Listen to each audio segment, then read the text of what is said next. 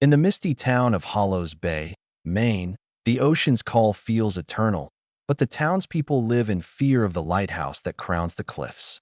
Every few years, the light blinks 3 times, and someone dies before morning.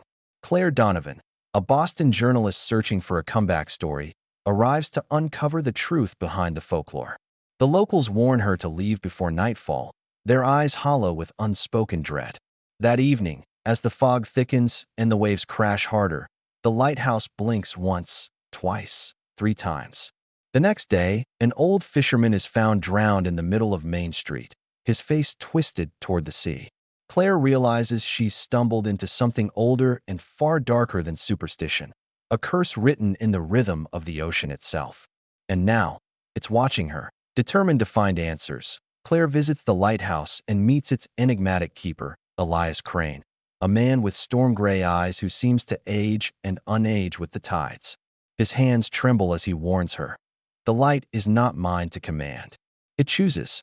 Inside the tower, journals from past keepers describe eerie whispers in the fog and shadows moving in the lens room. Each entry ends abruptly, the ink smeared as if written mid-scream. The townspeople avoid Elias, claiming he speaks to the sea at night, answering voices only he can hear. Claire senses both guilt and devotion in him, as though he's guarding something sacred or sinister. When she tries to film the light's rotation, her camera freezes. The lens blinks 3 times, mirroring the lighthouse. Something ancient has noticed her presence, and it wants to be seen. The waves at Hollows Bay whisper names in the wind, names of the dead. Claire, now obsessed, plants recorders near the cliffs and captures voices beneath the crashing surf. They sound like prayers or warnings. The sheriff urges her to stop digging, but she uncovers photographs from 1952 showing the first lighthouse crew smiling before they vanished without trace. Old maps reveal the structure was built atop a shipwreck site, its foundation made from the vessel's remains. That night, the lighthouse's beam scans across the water, and in its glow she sees figures walking beneath the waves. Each turn of the light makes them come closer. Claire's reflection flickers in the glass, her eyes momentarily replaced by black voids of ocean depth. The sea seems alive, hungry to reclaim what was taken, and her name now whispers through the tide that a storm slams into Hollows Bay, trapping everyone indoors. Claire takes shelter in the lighthouse, its walls groaning with the wind. Through the fogged glass, she sees a small figure on the rocks, a drenched boy waving for help.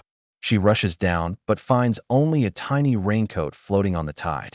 Later, she recognizes the same boy in an old missing person poster from 30 years ago. That night, he appears again, standing in the keeper's quarters, dripping seawater onto the floorboards. When she tries to touch him, his skin feels like ice and melts into mist. The lighthouse blinks 3 times, and the mayor's daughter is found dead by morning, her lungs full of salt water. Panic grips the town. They blame the lighthouse, calling it a curse, demanding it be torn down.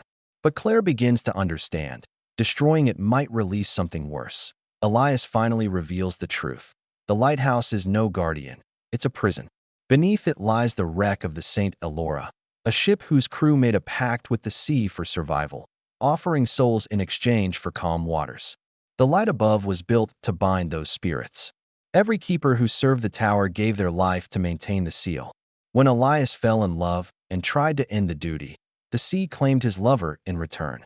He's been atoning ever since, unable to die while the light still shines. Claire realizes that the deaths following each blink are sacrifices demanded to keep the restless spirits bound. But the light's hunger grows stronger each year, and this time, it has chosen her. As thunder rolls across the coast, she feels the ocean's pulse beating in her chest. Terrified townspeople storm the cliffs, smashing their way into the lighthouse to end the curse. Elias begs them to stop, but rage and grief fuel their destruction. As the final blow extinguishes the beacon, silence falls across Hollows Bay, followed by the eerie stillness of the sea. Then, one by one, figures emerge from the surf: drowned sailors, missing townsfolk, and the long-dead crew of the St. Elora. Their eyes glow faintly with reflected light that no longer shines. The town's power fails, and fog devours every street. Claire records everything: Realizing this is not chaos. It's a ritual being completed. The ocean has come to collect what's owed. Screams echo as shadows move through the mist. The light's purpose is gone, and now nothing stands between Hollow's Bay and the dark tide rising to consume it whole. That I end the chaos. Claire and Elias flee back to the broken tower. The storm rages, the sea boiling with vengeful spirits. Desperate, they try to repair the lens mechanism, using a flare to ignite the beam once more. But the light begins blinking on its own, slowly, rhythmically, in Morse code. Claire decodes the message. It spells her name. The realization hits. She isn't just part of the story. She's the final sacrifice. Elias offers to take her place, but the light rejects him. Memories flash through her mind. Her car accident years ago, the moment she drowned before being revived. The sea already marked her long ago. Accepting her fate, Claire climbs to the top, letting the light consume her. The beacon steadies, the storm calms, and Hollow's Bay falls silent. But peace comes at an impossible cost. Morning breaks over a strangely quiet Hollow's Bay. The fog drifts away, leaving behind shattered homes and a ghostly calm. The townspeople mourn their dead, whispering Claire's name as the woman who answered the call. Weeks later, a government crew arrives to restore the lighthouse. They find no trace of Elias, only Claire's recorder, still running, filled with oceanic whispers. When the new keeper takes up residence, the first night passes in peace. But as he cleans the lens, he finds fingerprints in the salt and faint words etched in the glass. When the light calls, someone must die. That night, the beacon flashes once, twice, 3 times across the water. The sea glows faintly in response. The curse has slept, but it has never died.